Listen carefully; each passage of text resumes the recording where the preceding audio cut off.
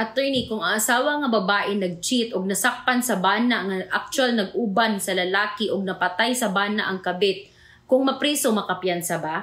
Very interesting kaayo ni nga question no, kay mao niyang gitawag natong crime of passion. Sa atohang revised penal code, particularly article 247, if imuhang mapatay or maka-inflict of physical injury either sa imong asawa or sa iyang kabit or sa ilahang duwa, dili ka mapriso. Pero you have to take note na dili ni automatic kinahanglan nimo masatisfy ang elements nga naa sa article 247. Unsa man ni, dapat minyo mo you are legally married. Ikaduha, nasakpan nimo imuhang bana or imuhang asawa og iyahang kabit under exceptional circumstance. So unsa ning exceptional circumstance? Ang ingon sa article 247, dapat masakpan mo sila doing intercourse. So kung pananglitan nasakpan nimo imong bana or asawa og iyahang kabit nga og imo silang duha na patay or ang kabit na patay nimo, dili ka mapriso kay ingon sa balaod ang imong penalty lang is distiero. So unsa man ning distiero, dili ni siya imprisonment, so dili ka makulong, di ka mapriso, but merely a banishment or prohibition. Dili ka pwede muduol sa mga biktima. So tagaan ra kag